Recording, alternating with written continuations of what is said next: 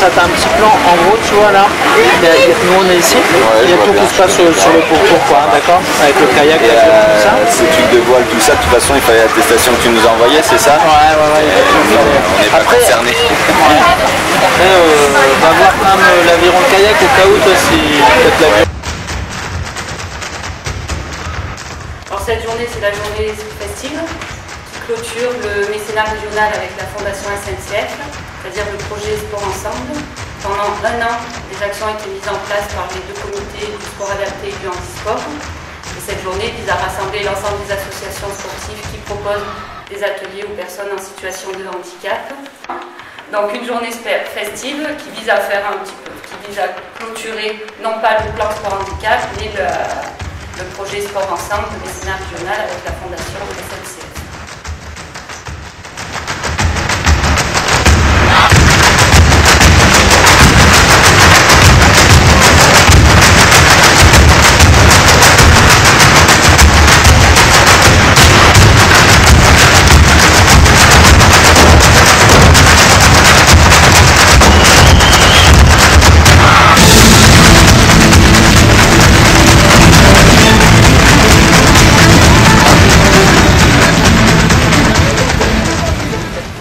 On a mis en place plusieurs rencontres, des échanges entre les IME et les classes qui sont affiliées à l'UCEP.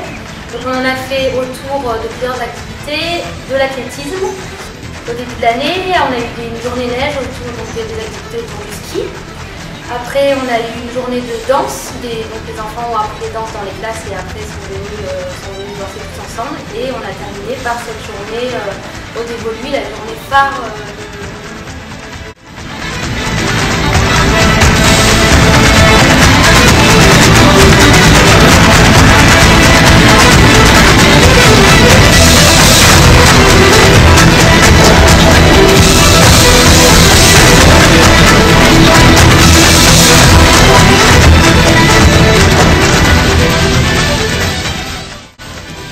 Et est-ce qu'il a fallu qu'il y ait ce contexte du plan sport handicap pour susciter tout ça, ou est-ce que vous l'auriez fait ça?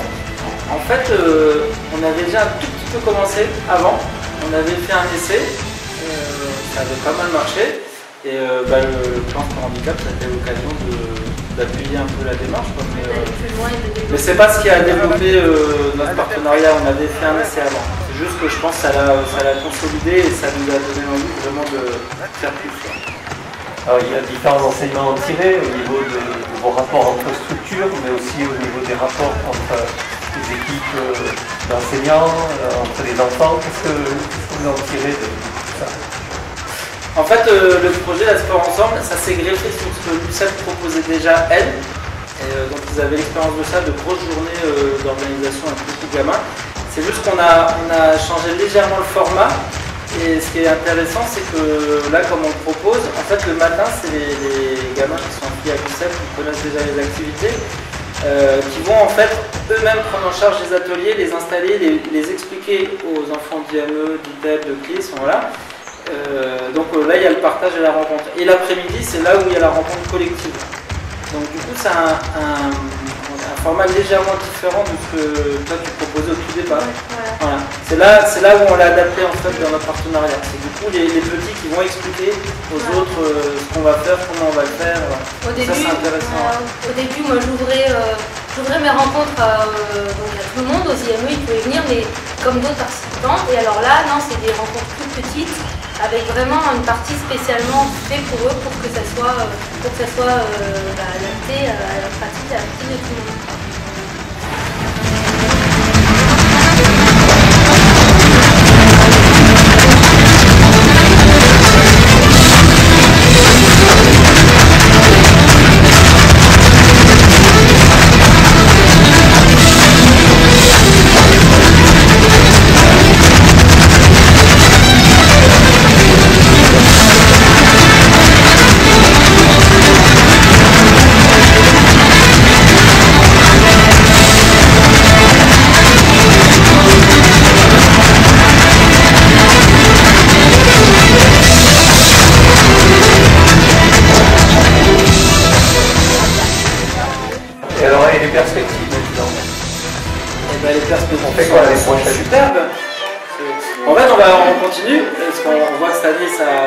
marché. Enfin, moi je sais que le retour que j'en ai des IME sont très bons, que ce soit sur les enfants, les enseignants, les adultes.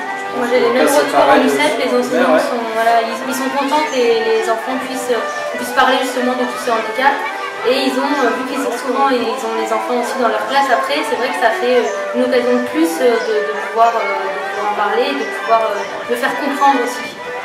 Et donc on a décidé là l'année prochaine de refaire cette formule, mais de le structurer un peu plus. Cette année en fait, vu qu'on était sur une période un peu d'essai, on tâtonnait un peu et en fait on proposait ça à vraiment plusieurs classes qui voulaient venir, donc ça changeait tout le temps. On s'est dit que l'année prochaine, ce qui pourrait être intéressant, c'est pour qu'il y ait réellement un temps de rencontre sur le long terme, de garder en fait les mêmes groupes. C'est-à-dire que du coup, on va garder le même principe de faire 4-5 rencontres, peu importe pour l'instant, mais surtout les mêmes écoles. Que voilà, que telle école se dise en début d'année, bah, nous on se met sur ce projet-là, avec tel IME, et donc toutes les rencontres, on sera tout le temps ensemble. Comme ça, on pense que sur la durée, bah, il peut y avoir un peu un échange entre les gamins. Et en plus que sur une rencontre éphémère, cette année on était sur de l'éphémère une journée, là on veut essayer de... Voilà. Comme les projets de correspondance, comme que nous quand on était au collège, quand on allait dans un autre pays, qu'on recevait les correspondants, là c'est la même chose, sauf que entre ces termes, ce sera entre les IME et les UCEP.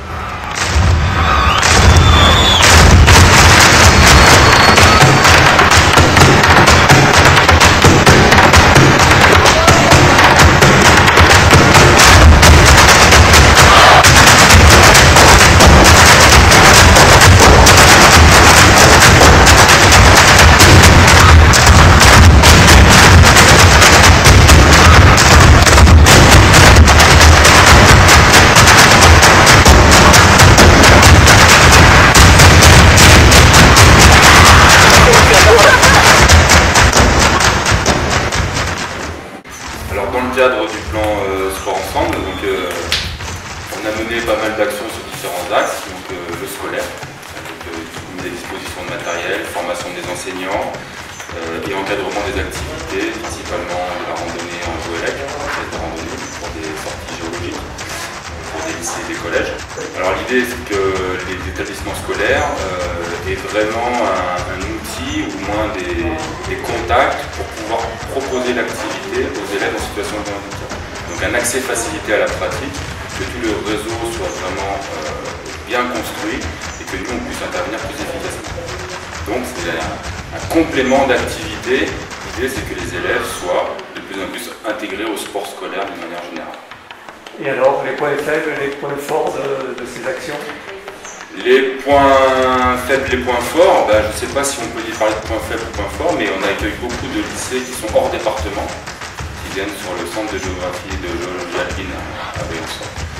Pour nous, ça reste du scolaire, c'est très bien. Et la demande cette année est un peu moins forte du côté des établissements locaux, du local. Mais nous sommes à disposition et dans l'attente de toute demande pour essayer d'y répondre le plus convenablement possible. Et un deuxième axe qui est sur les structures spécialisées, qui ont été comme sur les classes, pour développer des programmes d'activité sportive, si possible dans la spécificité des activités de pleine nature. Et pourquoi pas aussi dans d'autres activités comme la Saint-Valentin. Mais l'idée c'est d'amener ces jeunes-là en situation de handicap, principalement moteur, sur des terrains inaccessibles grâce à des terrains adaptés, du coup à une pratique adaptée de montagne sur l'eau, sur la rivière. Quel retour tu as des jeunes valides? Alors la mixité n'est pas toujours possible, mais dans l'idée ils se rendent utiles, ils partagent un moment avec les personnes handicapées en les accompagnant, ils sont tous très volontaires. Et je pense que pour eux c'est une belle leçon et ils le font vraiment par reculons. Ils sont utiles, je pense qu'ils font un action qui est solidaire envers leurs camarades dans le cadre scolaire et je pense qu'ils en sortent. L'éducatif, c'est quand même du bien. Ça a des gros avantages. C'est souvent les plus turbulents qui s'investissent le plus dans la solidarité sur ces activités-là. Peut-être qu'ils le font sous forme de défi pour eux, mais finalement, en tout cas, ils arrivent à les canaliser, à les cadrer et à ce qu'ils nous fassent un encadrement de qualité, alors que c'était peut-être pas gagné au départ. Donc c'est très positif. Nous, pour notre association Comité Handisport, l'intérêt c'est aussi de sensibiliser les gens et de recruter des bénévoles qui sont nécessaires à nos actions. En fait, ils viennent essayer, ils viennent voir ces différentes disciplines et potentiellement, ça leur donne envie de venir nous filer la main et de passer des bonnes journées. Donc, c'est des journées qui sont super importantes. C'est festif, mais derrière, ça permet beaucoup de choses finalement. C'est plus que festif. Il y a vraiment, je pense, des retours, toutes les structures qui viennent, qui ne connaissaient pas l'activité, ils essayent sur une pratique d'initiation, très initiative. Mais ça va leur donner ça va donner l'envie d'aller un peu plus loin et de pratiquer l'activité un peu plus intensive, toujours adaptée. On n'est pas une exposition de matériel, c'est pas ça, ou autre, c'est voilà, nous, ce qu'on fait pour l'instant, n'importe quel type d'association sportive. Pour l'instant, on le fait un petit peu, mais on voudrait le faire plus. Ils sont quand même là. Il y en a d'autres qui le font déjà très bien et qui peut-être veulent s'ouvrir encore à d'autres activités. Mais en fait, ça permet de lier le réseau. Et dans le handicap, c'est important que tout le monde soit uni. Qu'est-ce qui vous manque pour faire mieux à l'avenir? Pour ma part, je dirais des moyens humains. On travaille avec beaucoup de bénévoles, mais il faudrait, je pense, plus de professionnels qui puissent intervenir sur les différentes activités.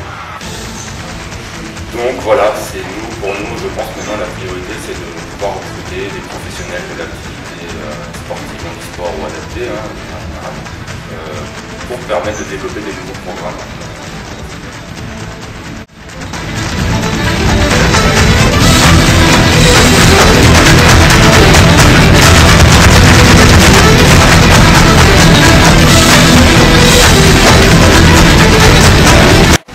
Alors nous, ce qu'on souhaite, c'est dans les prochaines années, c'est ouvrir ces journées au milieu médical, aux professionnels de santé. Parce qu'aujourd'hui, on a les clubs sportifs, on a les personnes en situation de handicap, et d'ouvrir aux professionnels de santé, que ce soit kiné, médecin généraliste, ophtalmo, ça permettrait aussi de les faire venir sur ces journées, à la fois qu'ils puissent se rendre compte de comment ils peuvent conseiller leurs patients sur telle et telle activité, et aussi d'apporter des conseils aux clubs sportifs par rapport à leurs connaissances côté médical, et mettre en place vraiment des activités sportives adaptées, donc élargir le champ des partenaires.